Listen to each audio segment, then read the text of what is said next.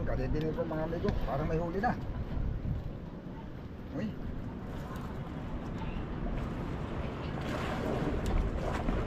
Dilim pa lang. Uy, meron na nga. Sana hindi mahulog. Huwag kang mahulog. Huwag kang mahulog. Yan o. Malalaki. Pag ganito kalalaki, marami to. Ah, daling maipon.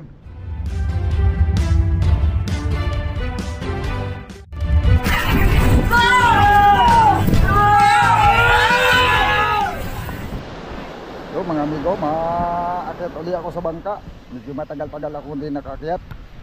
Masubok uling magburo, baka sakaling may mahuhuli na. Gawa na galing sa bilog ang buwan. Nagbawas na yung buwan, baka ako kakain ng isda. Ayun o, madalang ang bangka mga amigo, gawa ng nakalaot na sila. Medyo kumalma na, kaya na sa laot. Hindi lang ako lumaot pa, gawa ng ang panahon naman ay hindi din permanente. Minsan isang linggo lang biglang malakas na naman. Ayan o, marami lang mga hindi umarangkada ngayon. Malayo pati ang isda mga amigo. Ang karamihan mga lumaot may mga sariling buntog na payaw, may mga sarili silang hulog sa laot. Kaya hindi sa kanila problema kung halimbawa isang linggo lang mga lumakas na, marami na silang huli gawa ng ang payaw nila. Sila lang talaga nakakaalam nun, sila lang ang pwedeng mga wildon. Ang sibihin, hambon ang isda, kain na kain, hindi kagaya sa mga walang sarili. At maghaharap pa kami kung saan kami makakahuli doon sa mga payaw ng mga inariya ng Pangulong. Hindi pa naman namin kaya mga amigo na makapag-ariya ng sarili. Kaya wala pa. Saka yung bangka kung maliit, karamihan yung mga sariling area nila malalayo. Hindi ko kaya, masyadong malayo. Alanganin para sa akin. Pag sa malapit ko lang naman inihulog, hindi ko masasabing sarili yon. Maraming mga may-ari nun. Yun ang nangyayari mga amigo. Kaya hindi ako magalaot. Karamihan ng mga lamaot dito mga amigo, malalaking bangka yan. Kaya tsaga na lang muna ako dito. Buburaw-buraw muna pang ulam. Ayan o. Ayan o, may mga naglalaro dito mga amigo, nagbabasketball, volleyball. Oo. Yan lang ang libangan dito sa tabing dagat. Habang ayos din yan, pampabuhay ng dugo. Oo, mga kabading. Ayan o, daming ano. Ganito yan mga amigo, pag amihanin dito maraming mga nadagsang mga basura. Ito ay may kasamang biyaya sa taga rito kasi nakakalibre na ng panggatong. Maraming nakukuhang mga kahoy-kahoy mga amigo, pinapanggatong nila. Saka naibibinta din. Naibibinta nila yan. Ano, pag nakaipon sila ng mga isang sako niyan, may depende sa klase, mayroong tigi 80 pesos at may tigi 100 piso ang bawat sako. Kaya ito ay ano, mayroon talagang namimili nito, hindi ko alam, binabiyahe, minsan dinadala. Yung mga ano lang naman, yung mga galing dala lang ng kalikasan yan yung mga pagtayo kung maulan. Tag-ulan kasi dito pag amihanin mga amigo, yung mga inilaluwa ng bundok. Pag umuulan, siyempre maaanod sa dagat yon, dadagsa naman dito sa amin. Oo. Kahit na sabi nga nung iba, bakit daw dumi-dumi ng dagat namin. Ayan mga amigo, dumi ng kalikasan yan wala tayong magagawa dyan. At saka ito naman, pag ito ay nabubulok naman yan pag yan ay dito nabulok, at least dito na mapapadagdag sa lupa dito sa amin yan. Kaya nga ito lumuluang ng lumuluang Yang mga bangka na yan mga amigo, yung mga maliliit na bangka na yan. Nung unang nanirahan ka dito, 1990s, dagat pa. Itong tayo namin na ito, dagat to Itong tayo ko ngayon. Kumapal lang ng kumapal yung buhangin. Parang dumami ng dumami na sinasanya ng alon. Lumuluang dito sa area namin, maliban doon sa dulo, doon sa may pinakalaos dito sa may Tarula. Doon naman unti-unting na uubos. Ano ba naman, lumiliit yung dagat. Dito siya ata natatambak, kaya dito lumuluwang. Saka isa pa, tumataas yung aming lugar dito. Dati pag bumabagyo, yung karsada dito mga amigo, naabot yan ng tubig. Pero ngayon, Ilang bagyo na rin na medyo malalakas yung dumaan, yung tubig hindi na nakaabot doon. Gawa ng tumaas na yung buhangin. Ito nga. Dati dito ako nangingisda eh. 1990s. Yung tayo ko ito, tubig ito, dagat. May isda dito. Pero ngayon na playa na oh. Natambakan siya ng buhangin. Uy, Sidik TV pala to. Ha? Ang dami mo nang pasa kahoy. Ano pinamulot mo? Ah, yan yung binibinta. May namimili na ngayon, may namimili na. Ah, okay. Ayos nga yan. Tara. Ayun, si Big TV yan mga amigo, nagbablog din yan. Naghahakot ng kahoy.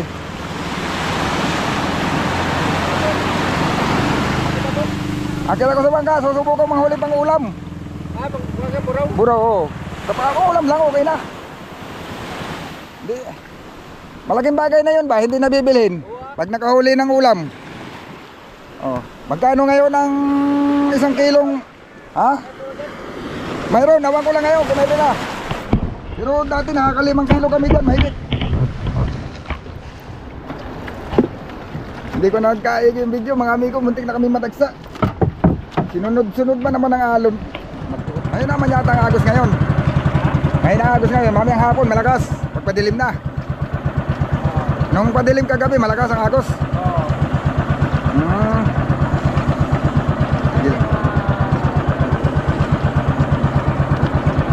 Nagtising ka mag-ariya kagabi, wala. Wala kumain. Wala talagang kumain. Alay mo mamaya na. Gawa ng ano naman ay palit bagang buwan.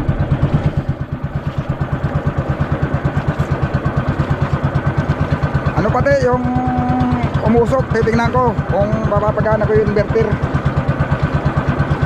Natanggal lang pagka isang wire. Pero yun naman ay mayroon pa din. Pero yung ilaw hindi na lulubat, battery. Ibig sabihin, kasi ano lang naman yun, yung pinaka-extension lang niya. Yung nasunog.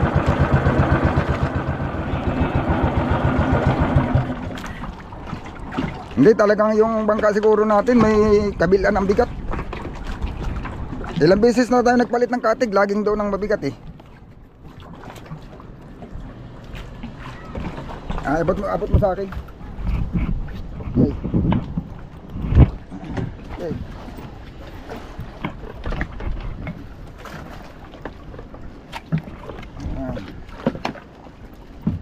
Yan, may reserva tayong ilaw para lagi ito na itutok sa dagat to eh.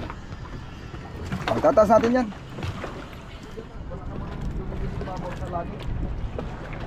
Dadaanan naman yan ay malinis.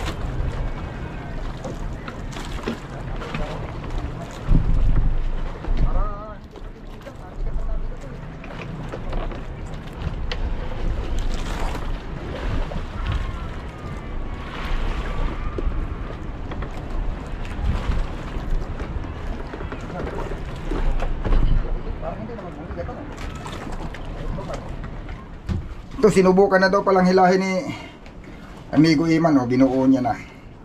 Pero hindi lang siya makahuli. Pala din yata yung matanda kanina. Oh. Nakahuli naman. Ano itong binatak mo ito? Yung underwater? Ha? Underwater to? Oo. Inariya mo? Wala. Diyan lang kamitin. Ah, itong mga amigo, may nasunog, gawa ng nalubat yung isang battery. Ating pinagsama yung dalawa. Ang nangyari, pinang-series ko para ma-charge yung isa. Ang nangyari, nasunog. Ayun, nadamay pa yung ibang wire na hindi naman siya ang uminit. Oh, ito, kaganito, natunaw din. Oh. Ayun. Doon nga pala mga amigo sa nakapanood kay Kasuyo, yung magkasama kami nga, mayroon kaming rescue. May nag-usok. May nag-usok dito yung nanggaling. Yan o, pinutol ko na lang siya diretso ng ano, ng sa kuan. Dito yan nanggaling. Ayan o, nadamay. Hindi naman, hindi ito yung bumaga. Kaso lang nakadait kasi dito yung wire. Ano kasi yun mga amigo, ito pa nga yung mga wire pala, hindi ko pa natanggal. Ano? O pati itong sa ano, nadamay oh. Mabuti hindi nabutas. Wire din yan ng ano. So 220 naman sa generator. Ayun. Ayan oh, okay na mga amigo, ayan oh. Nakabukas na uli yung ating inverter yan. Nagcha-charge na tayo sa 220. Ayan. Ang ginawa ko, nagkuha na lang ako ng ground dito, ayan. Pagbabalatan ko na lang ito. Ayan. Kasi ano yan ay 12 volts. Tapos may isa pa rin akong isang battery sa ilalim pang isda 12 volts. Ngayon kumuha ako ng 24, pinag-series ko yung dalawa. Ngayon pinapa-start ko, ayaw mi-start. Pinag-series ko ngayon yung dalawang battery ito saka yung nasa ilalim para makaya niyang umandar. Ay may dumating naman tutulong paghikit. Hinikit na lang namin. Binira namin ng hitlas para umandar.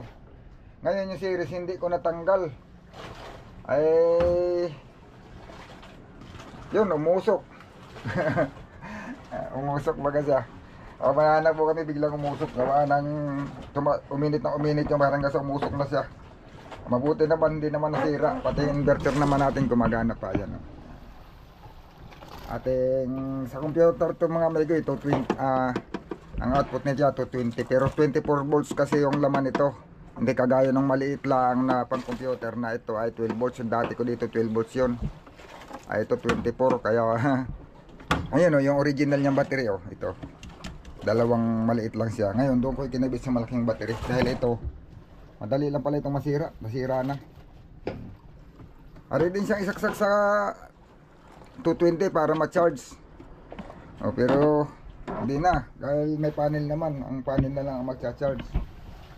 Ayan. Ang kaso mataas yung voltahe ng kuryente. Pag inuon ko yung generator namamatay. Ang sa tingin ko na lang niyan mga amigo yung ito. Kasi uminit nga siya. Nagkaroon ito ng mga parang nasunog sa loob. Yung mga dugsungan. Nasushort siya sa kuryente pag inion ko yung ilaw. Hindi kaya yung panglimas namin. Pero pag magcha-charge lang naman ng mga ganyan. O kaya. Ayun. Kaya ito, papalitan pa itong mga wire nito kasi mga masasama na. Hindi pa naman lalaot. Sige lang, kahit naman nasa laot, kaya kong magpalit niyan. Yun. Sana makahuli ako ngayon mga amigo ng buraw. Kahit pang ulam man lang, makahuli kami. Ni amigo Iman.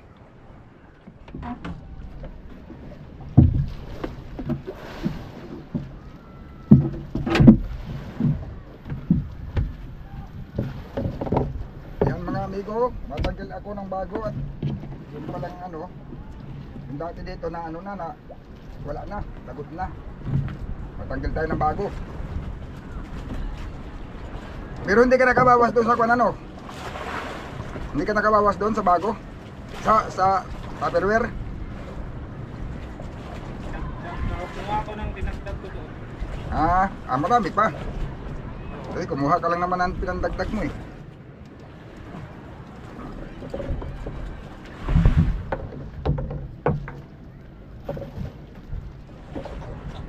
Pag naubos na pati, di wala na. Ubos na eh.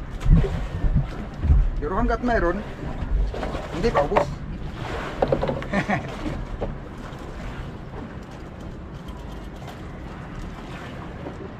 Ready na eh. Para ano,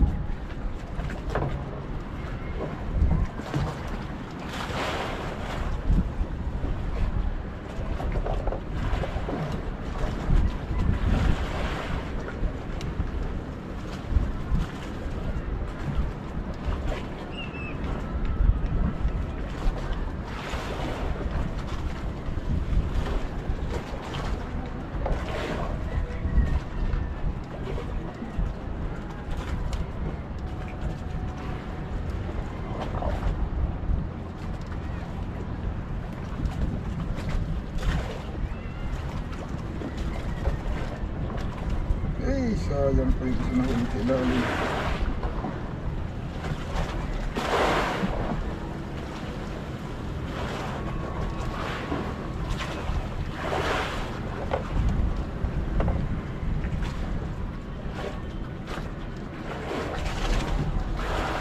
Kakakain ka agad dito at masok ba yung labo oh.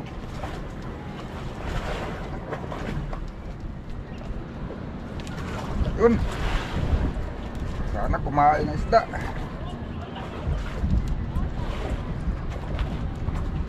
Hindi pa, taro pa eh. Ang dilim.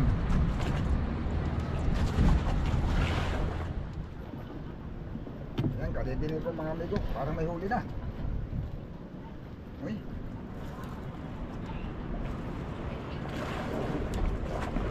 Dilim pa lang. Uy, meron na nga. Sana hindi mahulog. Huwag kang mahulog. Huwag kang mahulog. Yan o.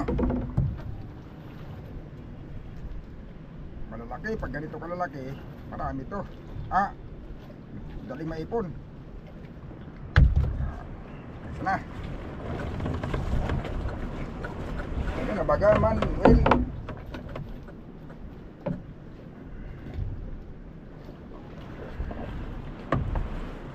Kadidilim pa lang eh.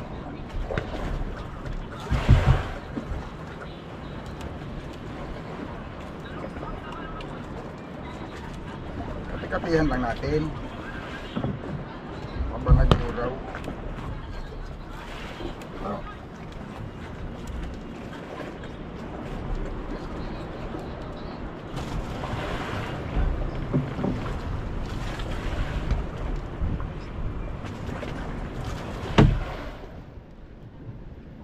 Putol mga amigo, may kumain malaki. Gawin na lang, tanggal ang biwas. Hindi mabantunay. Lagdong na. May ano yata to. Ayun o. Ang biwas. Ano yan? Pag hindi, banlog yan, banlog. May banlog.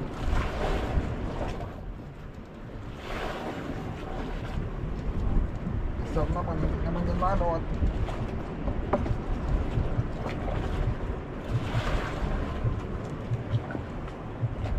buti at kinain.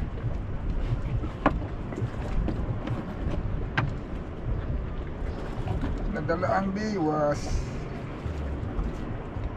Yun, madalang mga amigo oh. Gabi na. Mag-aalas City na, isa pa yung huli. Lang, baka mamaya makakadagdag. Laki pa naman sa ng buraw.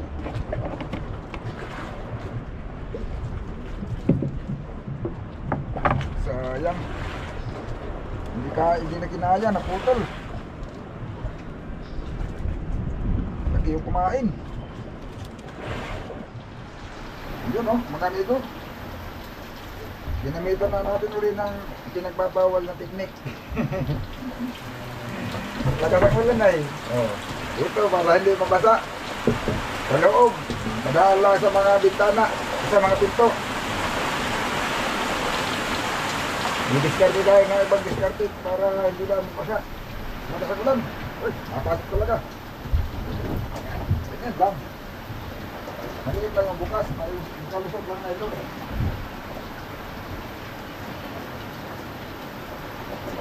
Ay, yung buraw hindi ko na ipasok. Nandun nang hinagis ko lang doon. Ang mutla na yun, dinalo na na.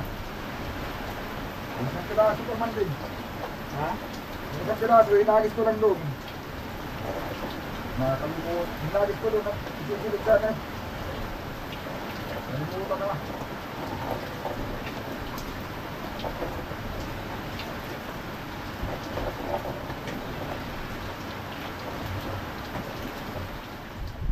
Amigo, may kumain na. Kahit binipabawal ng teknik, nakakahuli naman. Talbog yung bakal ay. Tingnan natin kung ano yun. Malaki yata. Pinalbog yung bakal.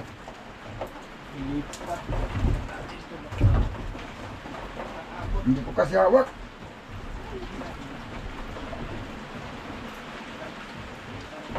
Aroy! Eh, yan na palang nadala. Yan na, lagot. Wala na yung sumibad. Yung sa iyo na ang nadala. Oh, iba na pala yung sabit na pala ito diyan sa iyo ay. Ah, bay, lagot na naman. Badlog talaga ba? Oh, lagot na naman. Mabuti, hindi nalalagot yung bahayan. Yung diwas lang. Naku. Hindi talaga kayang pigilan.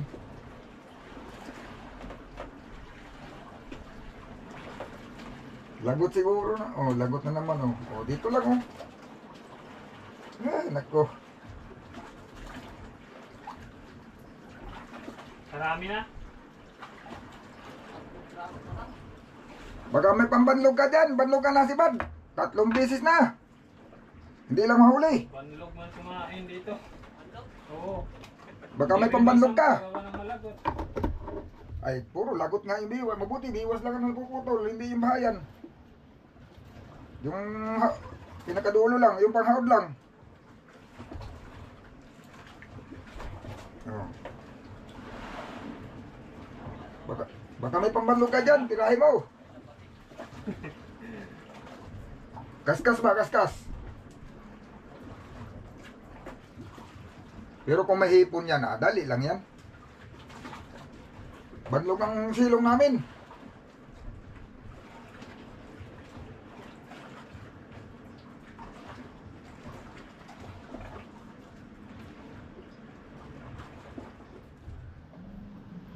Parang mayroon na mga amigo.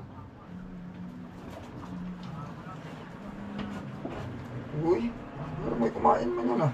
Lumutang eh. No. Baka sumabit. Hindi, inilutang.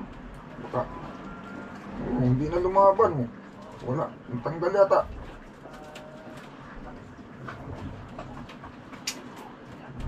Tumal na nga ay. Tumal na nga ay natatanggal pa. Karamihan naman talaga pag tumal, yun talaga yung tanggal. Kung kailan matumal.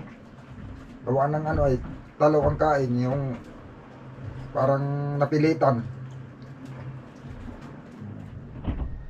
Yun mga amigo, umumaga na. Hindi kumain ang buraw. Wala, isang piraso yung nahuli ko yan, nandun. Hindi ko alam, iwan ko na lang siguro dito kay Iman, ang ating bantay. Yan mga amigo. Medyo marami-rami ang nakalaot ngayon. May ilang araw na lang tap. Yung mga pangulong mga amigo, ilan din lang na lilito. Marami pala. Pero marami pa rin yung nasa laot. Napakarami na talagang pangulong dito. Yan. Marami ngayong mga isdang nakalaot. Ayan, sana nga makarami sila. Yung mga malalaking bangka na nagsialis. Mayroon din kasing laki namin. Kaya medyo malayo pa ang isda. Kasi laki lang din ang bangka namin yung ibang umalis dito. Pero malalaki naman ang mga makina. Kaya madali lang sila makakarating sa laot. Hirap kasi pag maliit ang makina mga amigo. Medyo mag-aalangan kang lumayo pagka naabutan ng masamang panahon. Medyo ang panahon ngayon halos lumalantap lang ng hindi umaabot ng 10 araw, nalakas na uli. Kaya medyo alanganin pa ako. Hirap kasi pag nalugihan pa uli mga amigo. Wala tayong sapat na puhunan para makabalikwas. Mababaon lang sa utang. Kaya sinisigurado ko ang paglaot. Yan, salamat nga pala mga amigo kay yan, nagpapasalamat tayo kay amigong Northstar. Isa yan sa mga nagpapaabot ng weather doon sa mga bangkang lumalaot hanggang ngayon. Araw-araw niyang binibigyan ng weather. Mayroon GC sa Messenger at may radyo. Yan. Nagra-radyo din siya mga amigo. Bukod sa GC sa Messenger. Yun, pag nasa laot kasi mga amigo, hindi naman uubra na yung Messenger. Yun, nakakakontak naman siya sa laot. Mayroon naman sa pamamagitan ng HF Radio, nakakapagbigay siya ng weather update sa laot. Dahil sa kanya medyo ang mga tao nakaka-ready kaagad, alam na kung kailan lalakas, kaya nakakatabi kaagad. Gawa ng isa't dalawa lang ang pwedeng asahan pag nasa laot na makakapagbigay ng weather. Pag-asa at saka yung yun nga, kung mayroon na dito sa tabi na pwedeng makontak doon sa laot. Oo, kasi yung Pag-asa mga amigo, ayun, sinasabi lang nila pag gill warning, mga ano, hindi na talaga nalalaman yung advance ng mga halimbawa mga 5 days o 4 days. Yun, hanggang babala lang ang naibibigay nila, hindi kagaya sa yung nagwi-weather sa amin. Talagang ano siya, yung nabibigyan niya ng kung gaano kalakas ang magiging hangin niya, gaano ba kataas ang alon, kasi mas importante yun. Gawa ng doon malalaman yung kung kaya ba nung bangka o hindi, gaano ba kataas yung alon ngayong araw na ito, kinabukasan o hanggang isang linggo yan mga amigo na weather. Pero bagamat naibigay na yung pang isang linggo sa pagkalipas ng sa kauli mag-weather, hindi po araw-araw yan, araw-araw binibigay. Kaya salamat, mayroong nagtsatsaga, volunteer lang niyang ginagawa, hindi naman walang bayad kumbaga. Talagang malasakit lang yung kanya. Yun, salamat sa iyo amigong Northstar. Saka doon sa iba pa nating mga nagwi-weather dyan, kay Sir Tax, yun, saka sa iba pang mga kasamahan nila na nakakapagpaabot ng weather sa amin. Bagaman sa ngayon mga amigo, hindi ko naman masyadong kailangan yun, ay yung ating mga kasamahang lumalaot, yun, napapaabutan niya ng weather. Kaya naman sa laot mga amigo, medyo maalon lang pero nakakaya nila. Kahit kami siguro, kung nasa laot kami, kaya na namin yan. Kaso lang talagang medyo magtitiis ka lang ng maalon. Ito, dumating galing laot, ang pagkaalam ko mga amigo, may isang budigang hilo pa. Puno pa yung isang budigan nila ng hilo, umuwi dahil malakas na nga. Ngayon, lumantap na uli, pero nag-alanganin siyang, parang alanganin pa siya kung kailan mangangarga. Makikiramdam pa. Yun. Yung mga, kung sino pang ibang maglalaot dyan, pero sa tansya ko, alam naman na nilang lahat. May It's Safe Radio. Yan, si amigong Northstar, lumalabas yan sa 780. Yan, 7780. Sa upper po yan, upper sa It's Safe Radio. Yan, 0.00 na yung dulo nun mga amigo. Yan, sige.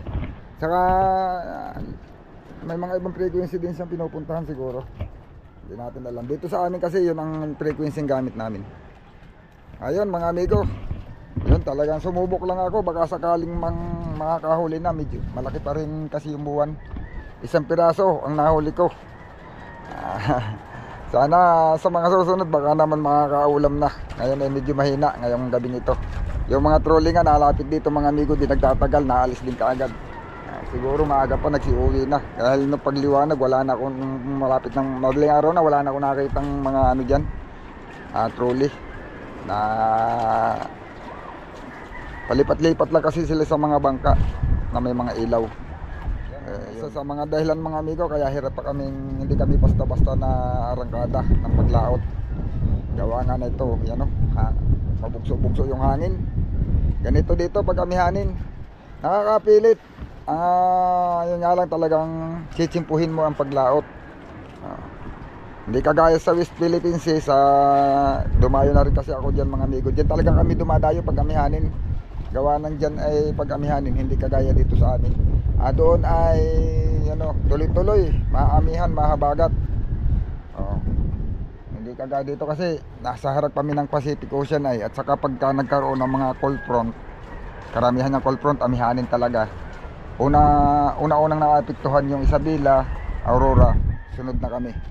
Pagka umabot na yan sa Aurora, dami na kami kasi yung aming nilalautan tapat na ng Aurora yan eh.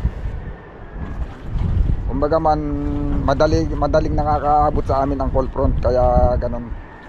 Amihanin talaga yan ang pinaka-inaabangan namin. Yung pag sinabing cold front, yan yung mga nagpapalubog talaga ng bangka.